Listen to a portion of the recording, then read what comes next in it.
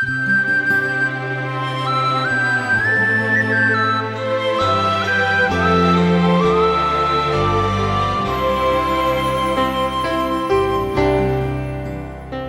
శ్రోతలు, మీ బైబిళ్ళు తెరవండి. ఈరోజు మన పాఠం 1 కొరింథీ 13వ అధ్యాయం. సావధానంగా వినండి. ఆత్మ సంబంధమైన వరములున్నాయి, వాటిని ప్రేమ శక్తితో వాడాలి. ఆత్మ వరాలను నడిపించే శక్తి ప్రేమే. ఈ అధ్యాయం అంతా గంభీరమైన సత్యాలతో నిండి ఉంది. అగాపే అనే గ్రీకు పదానికి అనువాదం ప్రేమ. ఈ అధ్యాయంలో ప్రేమకు నిర్వచనం చెప్పలేదు పౌలు. ఆ ప్రయత్నం కూడా చేయలేదు.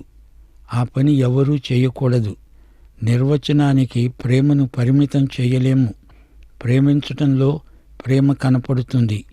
ప్రేమ చెప్పేది కాదు, చూపేది. 1 కొరింథీ 13వ అధ్యాయము ఒక ప్రేమ పాట. ప్రేమ అనడానికి గ్రీకు భాషలో 3 మాటలున్నాయి. 1 ఎరోస్, 2 ఫిలియోస్, 3 అగాపే. ఎరోస్ అనేది కామం. అఫ్రోడైట్, వీనస్ అనే దేవతలను ఎరోస్ అనే పేరుతో వ్యవహరిస్తారు. లైంగిక వాంఛను ఈరోస్ అంటారు. అయితే కొత్త నిబంధన బైబిలులో ఈ మాట ఎక్కడా వాడబడలేదు. ఫిలియో అనగా అనురాగం, అంతఃకరణ అని అర్థం. ఫిలడెల్ఫియా అంటే సహోదర ప్రేమ. ఉన్నతమైన, ఉదాత్తమైన మానవ ప్రేమను ఫిలియోస్ అంటారు. దైవ ప్రేమను అగాపే అంటారు. కేవలం ఉద్రేకం మాత్రం కాదు అగాపే. ఇది మానవాతీతమైన దైవ ప్రేమ. దేవుడే అగాపే. దేవుడే ఈ ప్రేమ అయి ఉన్నాడు. షరతులు లేనిది, కారణము లేనిది, అవతల వ్యక్తి ఎలాంటివాడు అనే దానితో నిమిత్తం లేకుండా ప్రేమించేది అగాపే ప్రేమ. ఈ అధ్యాయం అంతటా ప్రేమ అన్నప్పుడు అది అగాపే అని మనం గుర్తించాలి. ఈ ప్రేమ ఎంత అమూల్యమైనదో ఈ అధ్యాయంలో వివరించబడింది. మనుష్యుల భాషలతో, దేవదూతల భాషలతో నేను మాట్లాడినా ప్రేమ లేని వాడనైతే మోగే కంచును, గణగణలాడే తాళమును అయి ఉంటాను. దేవదూతలు అనర్గళంగా మాట్లాడగలరు. దేవదూతల వక్తృత్వం మానవులకు ఆశ్చర్యం గొలుపుతుంది. దేవదూతల భాష ఎలాంటిదో పౌలుకు తెలుసు. ప్రేమ లేని నీ వాక్చాతుర్యం, భాషాశైలి ప్రేమ లేనందుచేత అది కేవలం గణగణ మోగే గంటతో సమానం. కర్ణ కఠోరం, చెవికి ఇంపు కాని శబ్దం. అది కేవలం శబ్ద కాలుష్యం. పరలోకంలోని శరాపులను అనుకరించి పాడతావా? కాని ఆ ధ్వని నరకప్రాయమైన అపశబ్దం. నీ మాటల్లో ప్రేమ ఉంటే అప్పుడు నీ మాటలు అమృతోపమానమై ధ్వనిస్తాయి. నీ మాటలు అర్థవంతమై వినేవారికి ఆసక్తిదాయకమై ఆకర్షణీయమై ధ్వనిస్తాయి.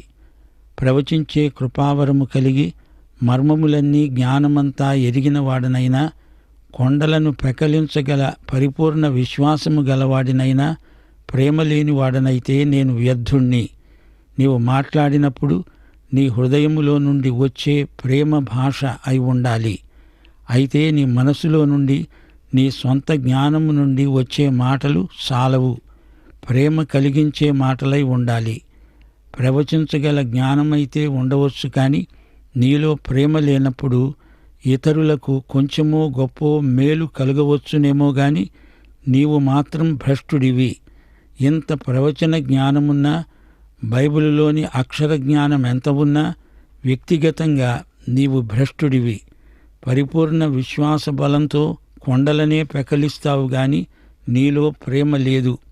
నీలో దైవ ప్రేమ లేనప్పుడు ఇతరులకు ప్రకటించి నీవు కాస్త భ్రష్టుడివైపోతావు. జాగ్రత్త. సంఘాలలో కొందరు ఒకరిని గురించి ఒకరు వదంతులను ప్రచారం చేస్తారు, నిందలను ప్రసారం చేస్తారు. పరోక్షంగా కొందరి సౌశీల్యాన్ని హత్య చేస్తారు. ప్రేమరాహిత్యమే వీరి కల్పనా సాహిత్యం. బీదల పోషణ కోసం నా ఆస్తి అంతా ఇచ్చినా, కాల్చబడడానికి నా శరీరాన్ని అప్పగించినా ప్రేమలేని వాడనైతే నాకు ప్రయోజనమేమీ లేదు. ప్రేమ హృదయాన్ని, మనస్సునే కాదు, మన చిత్తస్ఫూర్తిని నింపివేయాలి. సాంఘిక సామాజిక సేవ ఎంతైనా చేస్తావు, బీదలకు ఎంతైనా ద్రవ్య సహాయం చేస్తావు, అన్నదానం చేస్తావు, చివరికి హతసాక్షివైపోవడానికి సిద్ధమవుతావు. కానీ ఇవన్నీ ప్రేమ క్రియలై ఉండాలి. ప్రేమ లేకుండా ఇవన్నీ ఎంత చేసినా నీ మట్టుకు నీవు అందులో ఆధ్యాత్మిక ప్రయోజనమేమీ పొందలేవు. 4వ వచనం నుండి ప్రేమ ఎలా ప్రవర్తిస్తుందో, ప్రేమ వైఖరి ప్రవర్తన ఎలా ఉంటాయో, ప్రేమ వ్యక్తమయ్యే విధానమేదో పౌలు విశదీకరిస్తున్నాడు. ప్రేమ దీర్ఘకాలం సహిస్తుంది, దయ చూపిస్తుంది, ప్రేమ మత్సరపడదు, ప్రేమ డంబముగా ప్రవర్తించదు, అది ఉప్పొంగదు. ఈ ప్రేమ ఆత్మఫలం. ప్రేమలో సహనముంది, ప్రేమ దయలో వ్యక్తమవుతుంది. దయ లేకుండా ఎలా ప్రేమిస్తావు? నిప్పు ఉన్నప్పుడు వేడిమి ఉండదా? వసంతకాలం వచ్చినప్పుడు పూలు పూయవా? ఎఫెసీ పత్రిక 4వ అధ్యాయం 32వ వచనంలో పౌలు హెచ్చరిక. ఒకరి ఎడల ఒకరు దయ కలిగి కరుణాహృదయులై క్రీస్తునందు దేవుడు మిమ్ములను క్షమించిన ప్రకారము మీరు ఒకరినొకరు క్షమించండి. ప్రేమ మత్సరపడదు, ప్రేమ డంబముగా ప్రవర్తించదు, అది ఉప్పొంగదు. నీకున్న దానితో తృప్తి చెంది ఉండు. ఎదటివానికి ఉన్నదని అసూయ పడకు. ప్రేమ గల వ్యక్తిలో అసూయ ఉండదు, మత్సరము ఉండదు. కొరింథీ సంఘస్థులలో కొందరికి ఈ జబ్బు ఉంది. అతడికే అంత డబ్బు ఎందుకుండాలి, నాకెందుకు లేదు? దేవుడు అతన్నే ఎందుకు ఇంత ధనవంతుణ్ణి చేస్తున్నాడు? వారిలో ఇలాంటి అపసవ్యపు ఆలోచనలు తరచుగా రావడం మామూలే. మత్సరం ఆత్మకు కుళ్ళు. మనందరి మధ్య వైవిధ్యం ఉంటుంది. ఎవరికి కలిగిన దానితో వారు తృప్తి చెంది ప్రభువును మహిమపరచాలి. ప్రథమ మానవ కుటుంబంలో మొదటి హత్య. కయీను హేబెలును చంపాడు. ఎందుకతడు తన తమ్ముణ్ణి హత్య చేశాడు? కారణం మత్సరం, అసూయ. ఇద్దరము మాకున్నది అర్పించామే, మరి అతని గొర్రెమందలు వృద్ధి కావడమేమిటి? నాకు పంటలు బొత్తిగా పండకపోవడమేమిటి? బాప్తిస్మకుడైన యోహానును చూడండి. జనమంతా యేసు వెంబడి వెళ్ళిపోతున్నారు. తన శిష్యుల్లో కూడా అనేకులు ఆయన దగ్గరికి వెళ్ళిపోతున్నారు.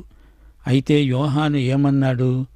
యోహాను సువార్త 3వ అధ్యాయం 30వ వచనం, ఆయన హెచ్చాలి, నేను తగ్గాలి. పేతురు ఒకసారి యోహాను సంగతి ఏమిటి అని ప్రభువుని అడిగాడు. అందుకు ప్రభు అన్నాడు, నేను వచ్చే వరకు యోహాను ఉండడము నాకిష్టమైతే అది నీకేమి? నీవు నన్ను వెంబడించు. అసూయ, మత్సరం అతి నీచమైన వైఖరులు. ప్రేమలో మత్సరం ఏ కోశానా ఉండదు. పాత నిబంధనలో యోనాతానును చూడండి. అతడు దావీదును ఎలా ప్రేమించాడు? దావీదే కాబోయే రాజు, తాను కాదు అని తెలిసినా దావీదును మిక్కుటంగా ప్రేమించాడు. ప్రేమ డంబముగా ప్రవర్తించదు. స్వాతిశయం, గర్వం, బడాయిలు చెప్పుకోవడం ప్రేమరాహిత్యమే. గొప్పలు చెప్పుకునేవారు ఎదటివారి మీద అక్కస్సుతో డంబంగా వ్యవహరిస్తారు. కొరింథీ సంఘం డంబాచారులకు నిలయమైపోయింది.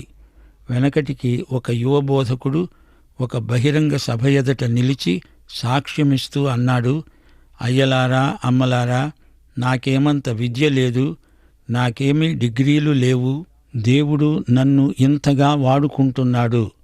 అప్పుడు అక్కడే ఉన్న ఒక అనుభవజ్ఞుడన్నాడు, యువకుడా, నీ అజ్ఞానంలో అతిశయించకు, అది ప్రమాదం.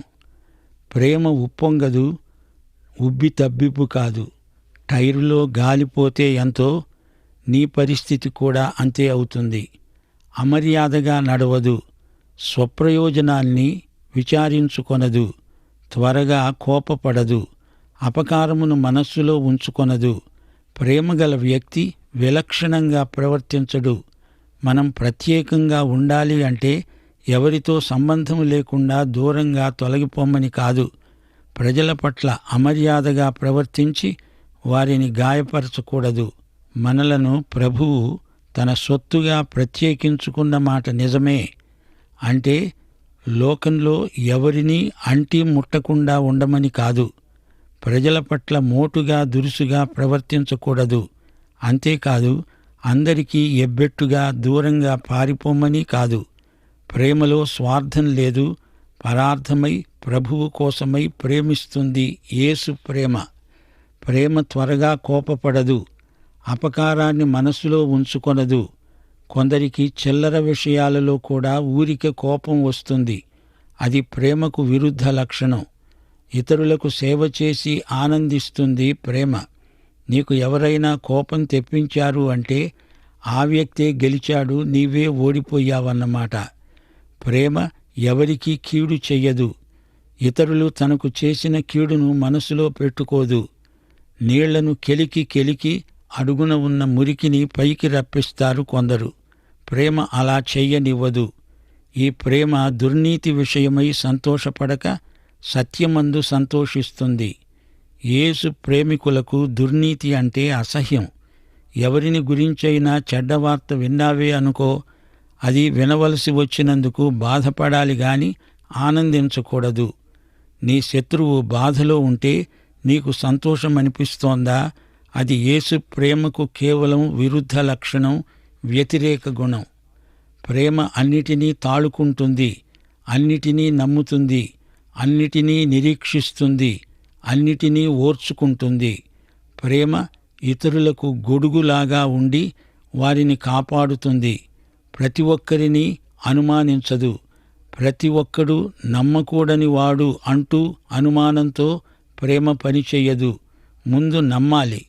దావీదు రాజు ఒకసారి అనుకున్నాడు, ఏ మనుష్యుడు నమ్మదగినవాడు కాడు. కాని యోనాతాను లాంటి స్నేహితులున్నారు. ప్రేమలో ఆశాభావం తొణికిసలాడుతూ ఉంటుంది. ప్రేమ నిరీక్షణాత్మకమైనది. ప్రేమలో నిరీక్షణానందమున్నది. ఎలాంటి గడ్డు పరిస్థితికైనా తట్టుకుంటుంది. సహనము ద్వారా ఇంకా బలపడుతుంది. 8వ వచనం, ప్రేమ శాశ్వత కాలము ఉంటుంది. ప్రవచనములైనా నిరర్ధకములవుతాయి, భాషలైనా నిలిచిపోతాయి, జ్ఞానమైనా నిరర్ధకమవుతుంది. ప్రేమ శాశ్వతమైనది. ప్రేమ జయిస్తుంది అంటూ పౌలు వివరిస్తున్నాడు. ప్రేమ ఎన్నటికీ ఓడిపోదు. ప్రేమే గెలుస్తుంది. విశ్వాసము, నిరీక్షణ, ప్రేమ అనే ఈ మూడింటిలో ప్రేమే శాశ్వతంగా నిలిచి ఉంటుంది. ప్రేమ నిత్యత్వాన్ని కౌగిలించుకుని ఉంటుంది. ప్రేమ అజరామరమైనది, కాలానికి స్థలానికి అతీతమైనది. ప్రేమకు ఆశాభంగమనేదే లేదు. ఈ ప్రేమ తాత్కాలిక ఉద్రేకం కాదు. ఈ ప్రేమ హృదయాలను సమైక్యపరుస్తుంది. యేసు ప్రేమించడం ఎన్నడూ మానడు. యేసు నిన్ను నన్ను ప్రేమించకుండా ఎవరూ ఆపలేరు. యేసు క్షమించలేనంత పాపం ఏ పాపీ చేసి ఉండలేదు. నీవిదంతా నమ్మకపోవచ్చు, అయినా ఆయన నిన్ను ప్రేమిస్తున్నాడు. వర్షం కురుస్తున్నదనుకో, నీవు గొడుగు వేసుకున్నావా? అప్పుడు వాన చినుకులు నీ మీద పడవు. కాని నీ గొడుగు వర్షం కురవకుండా చెయ్యలేదు. అలాగే యేసు ప్రేమను నీవు ఆపలేవు. పాపమనే గొడుగు వేసుకుని యేసు ప్రేమను పోగొట్టుకోగలవు. ఒకవేళ అవిశ్వాసమే నీ గొడుగై ఉండవచ్చు. దేవుడు మనల్ని ప్రేమిస్తాడు. దేవుని ప్రేమకు షరతులు లేవు. బేషరతుగా యేసు నిన్ను నన్ను ప్రేమిస్తున్నాడు. ప్రవచనాలు నెరవేరాక అవి నిరర్ధకమే గదా. నెరవేరినప్పుడు ప్రవచనము చరిత్ర అవుతుంది. భాషలు అంతరిస్తాయి. మన జ్ఞానమంతా ముగింపునకు వస్తుంది. గొప్ప శాస్త్రవేత్తలు నిన్న చెప్పింది ఇవాళ అది సరికాదు అంటూ మరో సత్యాన్ని కనిపెట్టి బయటికి తెస్తున్నారు. జ్ఞానం కూడా అంతే. నేటి జ్ఞానం నిన్నటి జ్ఞానాన్ని అజ్ఞానమంటోంది. ఇవన్నీ అంతరించిపోయేవే. మనము కొంతమట్టుకే ఎరుగుదము, కొంతమట్టుకే ప్రవచిస్తున్నాము. గాని పూర్ణమైనది వచ్చినప్పుడు పూర్ణము కానిది నిరర్ధకమవుతుంది. నేను పిల్లవాడనై ఉన్నప్పుడు పిల్లవాని వలె మాట్లాడాను, పిల్లవాని వలె తలంచాను, పిల్లవాని వలె యోచించాను. ఇప్పుడు పెద్దవాడినై పిల్లవాని చేష్టలు మానివేశాను. ఇప్పుడు అద్దములో చూచినట్లు సూచనగా చూస్తున్నాము, అప్పుడు ముఖాముఖిగా చూస్తాము. ఇప్పుడు కొంతమట్టుకే ఎరిగి ఉన్నాము, అప్పుడు నేను పూర్తిగా ఎరుగబడిన ప్రకారము పూర్తిగా ఎరుగుదును. కాగా విశ్వాసము, నిరీక్షణ, ప్రేమ ఈ మూడు నిలుస్తాయి. వీటిలో శ్రేష్టమైనది ప్రేమే. శ్రోతలు వింటున్నారా? కొందరు మమ్ములను అడిగే ప్రశ్నలు ఎలా ఉంటాయంటే, పరలోకానికి వెళ్ళినప్పుడు మన ప్రియులను మనము గుర్తించగలమా? అవును, గుర్తించగలం.